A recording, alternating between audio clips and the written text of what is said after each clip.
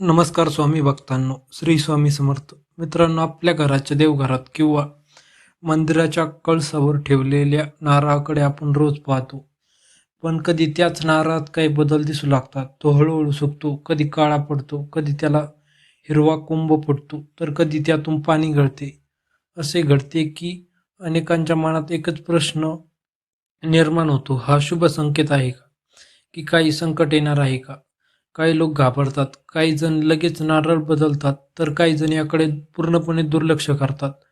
पण धर्मग्रंथ, परंपरा आणि अनेक भक्तांच्या श्रद्धेनुसार या बदलांकडे वेगळ्या दृष्टीने पाहिले जाते. आजच्या या विशेष व्हिडिओमध्ये आपण कळसाच्या नारळाशी संबंधित अनेक पारंपरिक समजुती जाणून घेणार आहोत. तसेच कोणत्या विशिष्ट गोष्टींवर विश्वास ठेवावा आणि कोणत्या गोष्टींकडे विवेकाने पाहावे हेही समजून घेऊ. म्हणून हा व्हिडिओ शेवटपर्यंत नक्की पहा. कळसावर नारळ का ठेवतात? सनातन परंपरेमध्ये नारळाला श्रीफळ असं म्हटले जाते. श्री म्हणजे लक्ष्मी आणि फळ म्हणजे ईश्वराला अर्पण केलेले पवित्र फळ. पूजा, वास्तुशांती, गृहप्रवेश, विवाह, यज्ञ, कलश स्थापना अशा जवळपास प्रत्येक शुभ कार्यात नारळाला विशेष स्थान दिले जाते. नारळाच्या बाहेरील कठीण कवच आपल्याला सांगते की जीवनात कितीही संकट आले तरी मन मजबूत ठेवावे. त्याच्या आतील शुभ्र गर पवित्रता आणि निर्मळतेचे प्रतीक मानला जातो. तर त्यातील पाणी शुद्धता, जीवन आणि समृद्धीचे प्रतीक मानले जाते. कलश आणि नारळ यांचा संबंध. हिंदू धर्मात कलशाला संपूर्ण सृष्टीचे प्रतीक मानले जाते. कलशामध्ये पवित्र जल, आंब्याची पाने आणि त्यावर नारळ ठेवला जातो. अशी श्रद्धा आहे की कलशामध्ये देवतांचे सूक्ष्म स्वरूप वास करते. म्हणूनच कलशावरील नारळाला अत्यंत आदराने स्पर्श केला जातो. कळसाच्या नारळात बदल का होतात? याचे पहिले कारण अगदी नैसर्गिक असू शकते. वेळ, उष्णता, आर्द्रता, वातावरणातील बदल, हवा आणि साठवणीची परिस्थिती यामुळे नारळ सुकणे, काळा पडणे किंवा खराब होणे शक्य आहे. परंतु अनेक धार्मिक परंपरांमध्ये या बदलांना आध्यात्मिक संकेत म्हणूनही पाहतात. ही श्रद्धा प्रत्येकाची वैयक्तिक असू शकते, म्हणून कोणताही निष्कर्ष काढण्यापूर्वी विवेक ठेवणे आवश्यक आहे. श्रद्धा आणि विज्ञान. धर्म आपल्याला श्रद्धा शिकवतो, विज्ञान आपल्याला कारण शोधायला शिकवते. या दोन्हींचा समतोल राखणे हीच खरी बुद्धिमत्ता आहे. म्हणून आज आपण हे संकेत पाहणार आहोत ते पारंपरिक धार्मिक श्रद्धांवर आधारित आहेत. त्यांना अंतिम सत्य किंवा वैज्ञानिक निष्कर्ष समजू नये. अनेक भक्तांचे अनुभव. देशभरातील अनेक भक्त सांगतात की कळसाच्या नारळात बदल दिसण्यापूर्वी किंवा नंतर त्यांच्या आयुष्यात काही महत्त्वाच्या घटना घडल्या. काहींना आर्थिक प्रगती झाली, काहींच्या घरात अडचणी कमी झाल्या, तर काहींना नवीन सुरुवात अनुभवली. हे अनुभव श्रद्धेचा भाग आहेत आणि प्रत्येक व्यक्तीचा अनुभव वेगळा असू शकतो. आता पुढील भागात आपण सर्वप्रथम कळसाचा नारळ सुकणे या विषयावर सविस्तर चर्चा करू. खरोखरच सुकलेला नारळ घरातील नकारात्मकता, ऊर्जा स्वतःमध्ये घेतो अशी श्रद्धा आहे का? तो लगेच बदलावा का? आणि अशा वेळी भक्तांनी नेमके काय करावे? हे संपूर्ण आपण पुढील भागात जाणून घेणार आहोत. मित्रांनो, आता आपण त्या प्रश्नाकडे येऊया जो जवळपास प्रत्येक भक्ताच्या मनात कधी ना कधी निर्माण होतो. कळसाचा नारळ सुकलात आता काय? हा शुभ संकेत आहे की काही संकट येणार आहे का? की तो लगेच बदलावा? आज आपण या विषयावरील पारंपरिक धार्मिक श्रद्धा आणि भक्तांचे अनुभव आणि विवेकपूर्ण दृष्टिकोन समजून घेऊया. नारळ सुकतोच का? सर्वप्रथम एक गोष्ट लक्षात घ्या. नारळ हा नैसर्गिक फल आहे. काळानुसार त्यातील ओलावा कमी होतो. उष्ण हवामान, जास्त तापमान, कमी आर्द्रता किंवा दीर्घकाळ ठेवलेला नारळ नैसर्गिकरित्या सुकू शकतो. म्हणून प्रत्येक सुकलेल्या नारळाचा आध्यात्मिक अर्थच असतो असे योग्य नाही. पण सनातन परंपरेत या घटनेकडे वेगळ्या श्रद्धेने पाहिले जाते. धार्मिक श्रद्धा काय सांगते? अनेक ठिकाणी अशी श्रद्धा आहे की कळसाचा नारळ घरातील नकारात्मक ऊर्जा स्वतःमध्ये शोषून घेतो. घरातील वादविवाद, मतभेद, दृष्ट, अडथळे किंवा संकटांची तीव्रता कमी करण्याचे काम तो करतो. म्हणून जेव्हा नारळ पूर्णपणे सुकतो तेव्हा काही भक्त म्हणतात त्याने आपले कार्य पूर्ण केले. यालाच अनेक जण ईश्वराचे संरक्षण मानतात. एक प्रेरणादायी कथा. महाराष्ट्रातील एका छोट्या गावात राहणारे गोविंदराव आणि त्याचे कुटुंब अतिशय भक्तिमय होते. दर गुरुवारी स्वामी समर्थांची पूजा, नामजप आणि आरती कधीही चुकत नसे. एके दिवशी त्यांच्या देवघरातील कळसाचा नारळ पूर्णपणे सुकलेला दिसला. घरातील सर्वजण घाबरले. कुणीतरी म्हणाले, हे अशुभ आहे. तर दुसरे म्हणाले, नवीन नारळ लगेच ठेवा. गोविंदरावांनी घाई केली नाही. ते मंदिरात गेले. तिथे एक वयोवृद्ध पुजाऱ्यांनी सांगितले, भीती बाळगू नका. प्रथम ईश्वरावर विश्वास ठेवा. सुकलेला नारळ हा अनेकांच्या श्रद्धेनुसार संरक्षणाचे प्रतीकही असू शकतो. काही दिवसांनी गोविंदरावच्या कुटुंबावरील एक मोठी आर्थिक अडचण दूर झाली. त्यांनी हा प्रसंग स्वामींची कृपा मानला. हा एक भक्ताचा अनुभव आहे. प्रत्येकाच्या जीवनात असेच घडेल असे निश्चितपणे सांगता येत नाही. सुकलेल्या नारळाकडे कसे पाहावे? घाबरू नका, अंधश्रद्धेतही पडू नका. शांतपणे निरीक्षण करा. जर नारळ अनेक महिन्यांपासून ठेवलेला असेल तर तो नैसर्गिकरित्या सुकलेला असू शकतो. जर तो पूर्णपणे खराब झाला असेल तर आदरपूर्वक बदलणे योग्य मानले जाते. सुकलेला नारळ फोडावा का, याबाबत वेगवेगळ्या परंपरा आहेत. काही ठिकाणी तो नदीत किंवा वाहत्या पाण्यात विसर्जित करतात. काही ठिकाणी झाडाखाली ठेवतात. काही ठिकाणी मंदिरात ठेवतात. स्थानिक परंपरा आणि पुजाऱ्यांचा सल्ला घेऊनच निर्णय घ्यावा. काय करू नये? सुकलेला नारळ कचऱ्यात फेकू नका. त्याचा अपमान करू नका. भीती पसरवणाऱ्या अफवांवर विश्वास ठेवू नका.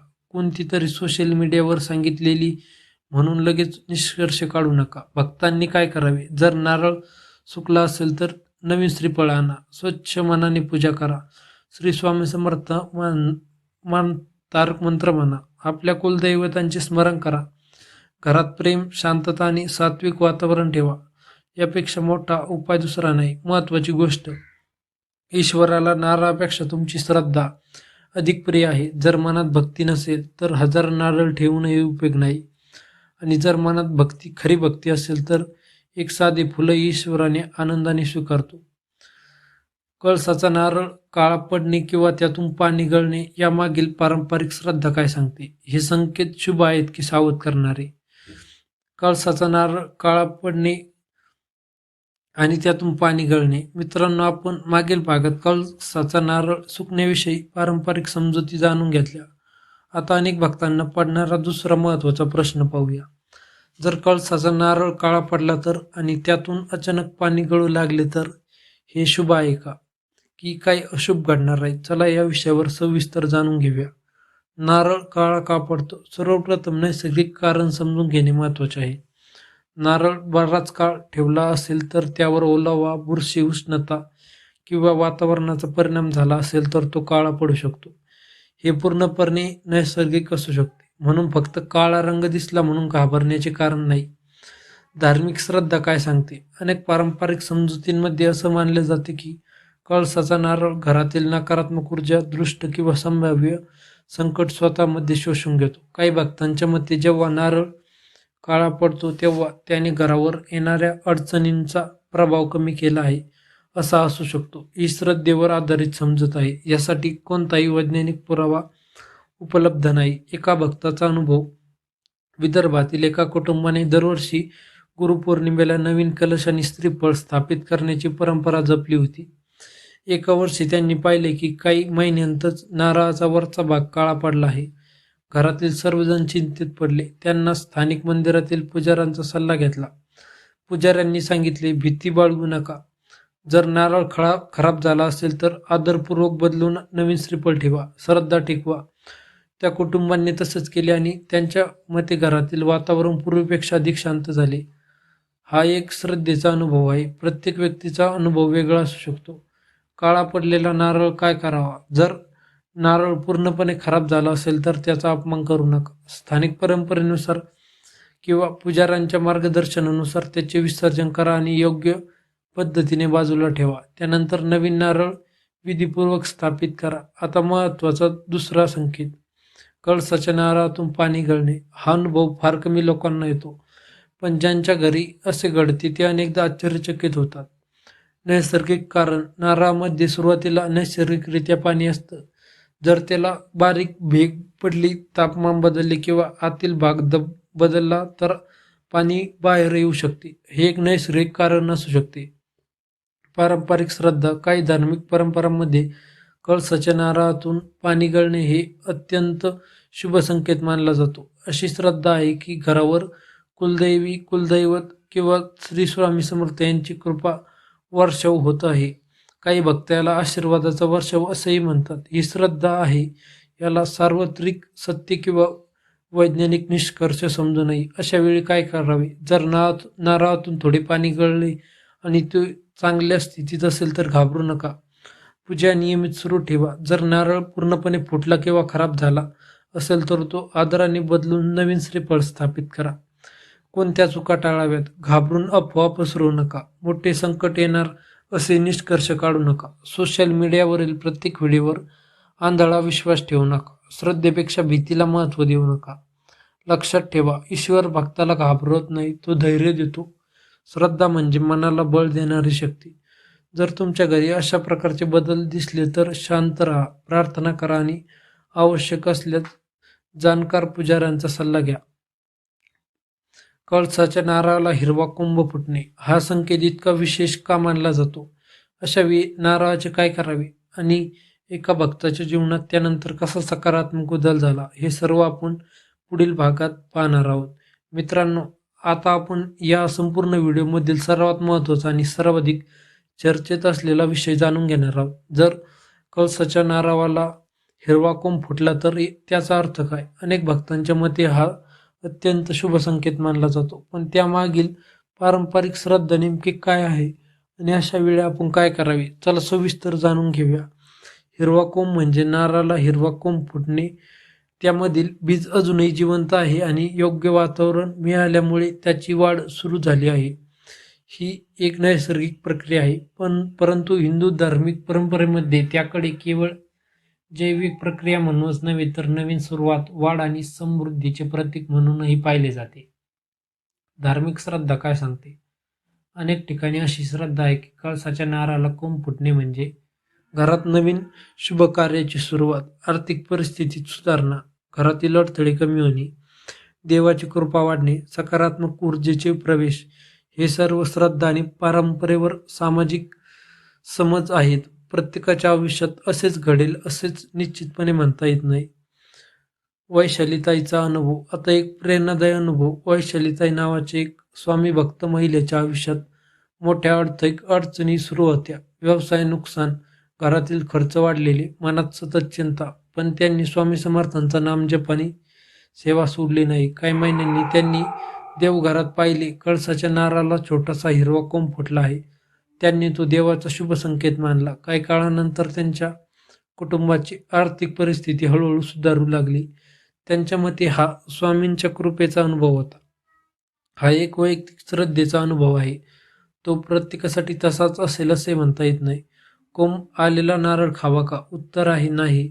अनेक धार्मिक परंपरांमध्ये कोंब आलेला कळसाचा नारळ फोडणे किंवा खाणे टाळले जाते, कारण त्यामध्ये नवीन जीवनाची सुरुवात झालेली असते. मग काय करावे? अशा नारळाला अत्यंत आदराने हाताळावे. शक्य असल्यास तो स्वच्छ जमिनीत लावावा, त्याचे नवीन झाड वाढू द्यावे. अनेक भक्तांच्या मते हे पुण्याचे कार्य मानले जाते. लक्षात ठेवण्यासारख्या महत्त्वाच्या गोष्टी.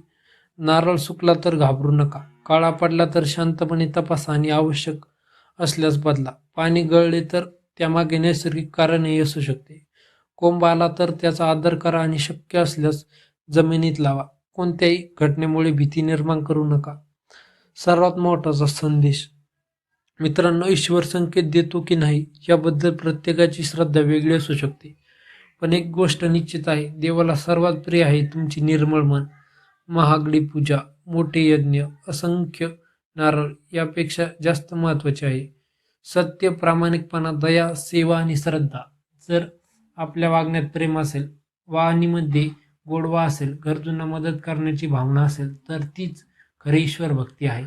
जर तुमच्या घरातील कळसाच्या नारळामध्ये यापैकी कोणताही बदल झाला असेल तर घाबरू नका. शांतपणे परिस्थिती समजून घ्या. आवश्यक असल्यास जाणकार पुजाऱ्यांचा सल्ला घ्या.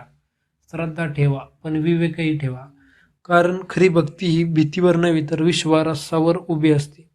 मित्रांनो, जर हा व्हिडिओ तुम्हाला आवडला असेल तर लाईक करा, शेअर करा आणि अशाच धार्मिक, आध्यात्मिक आणि सनातन धर्मावरील माहितीपूर्ण व्हिडिओसाठी आपल्या स्वामी भक्त सागर या चॅनलला सबस्क्राईब करा.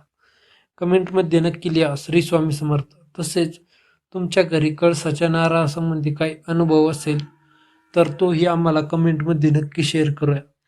पुन्हा भेटूया नवीन आध्यात्मिक विषयासह. धन्यवाद. श्री स्वामी समर्थ. जय जय रघुवीर समर्थ.